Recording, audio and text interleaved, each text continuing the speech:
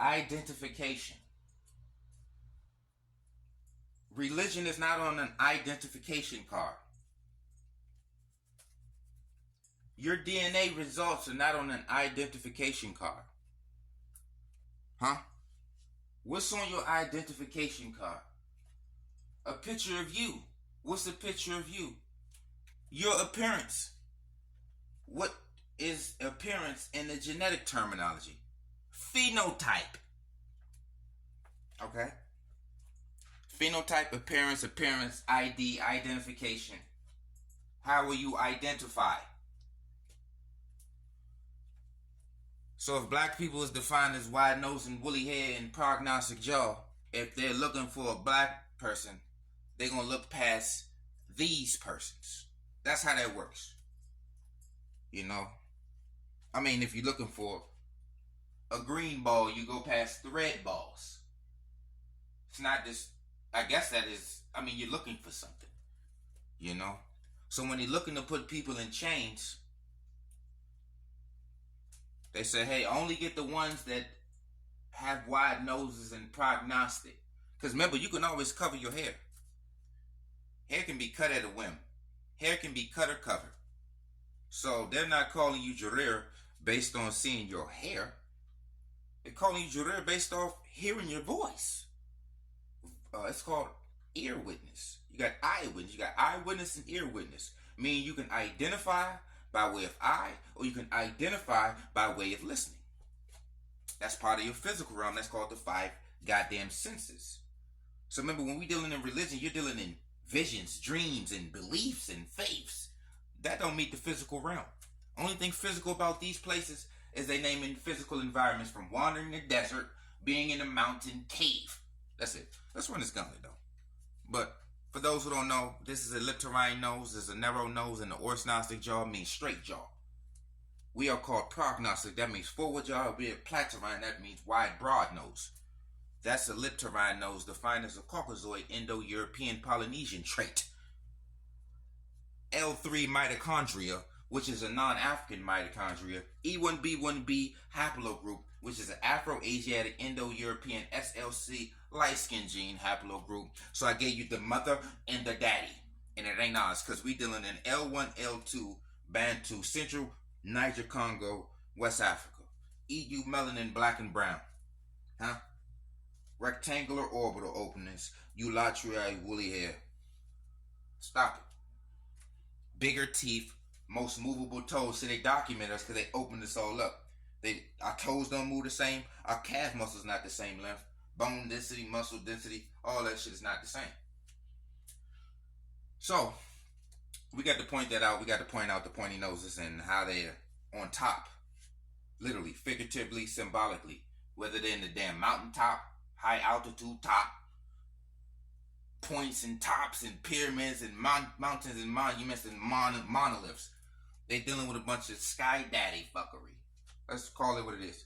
And remember, this for educational purposes. This may rub some feathers and shake some caves. It don't matter what hat you put on. You just look for the bird.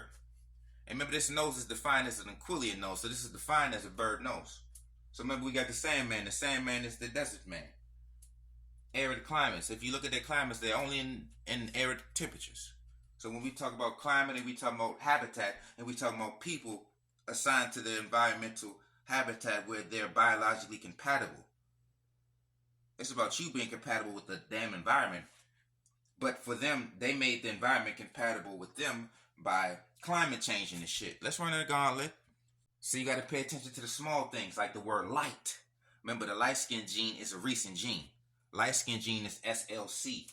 That's a coming into Africa gene. Light skin gene is not an African gene. It's not the dark skin gene. It's literally called the light skin gene.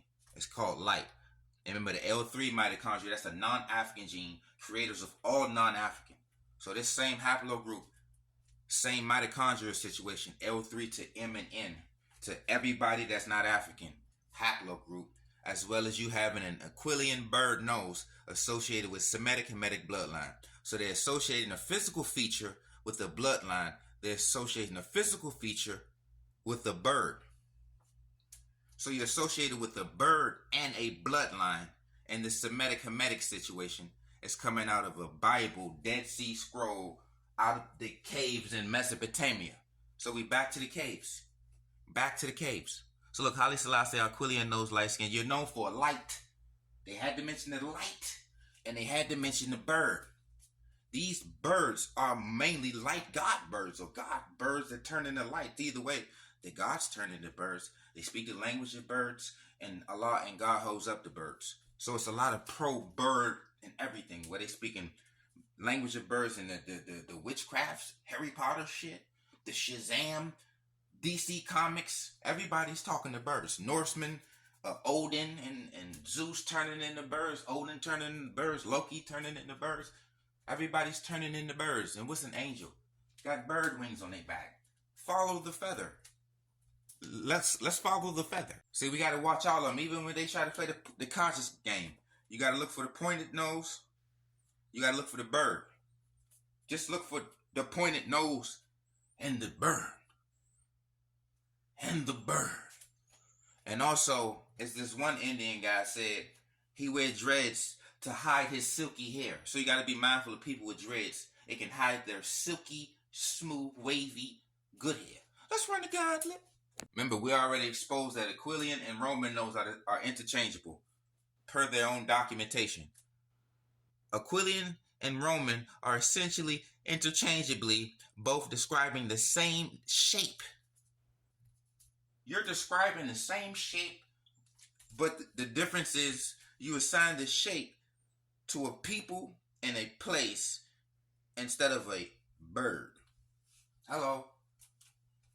You went from people to places to animals. Aquilian's animal, and Roman is a people, but Rome is a place. Hello? Because the people from Rome. I mean, that's how that works. So a Roman is a person from Rome. Rome, Oromo. Roman, Oromo, and Haile Selassie has a Roman nose, and the Oromo language is a bird language. Hello. See, when you got a short memory, you're not going to put all this together. That's what I'm surprised. I can't really put this stuff together for y'all because I need like 2 hours. I'm going to need a lot of your time because you spent most of your time, over 10 years, being indoctrinated in a place called school. Now you're at a job. You're at paid slavery at a place called job, straight out the Bible. Look, Romans in the Bible and Roman noses. So remember, we got Chief Roman nose. So we got an Indian with a Roman nose. We got the Cushite with an Aquilian nose, which is the same nose shape.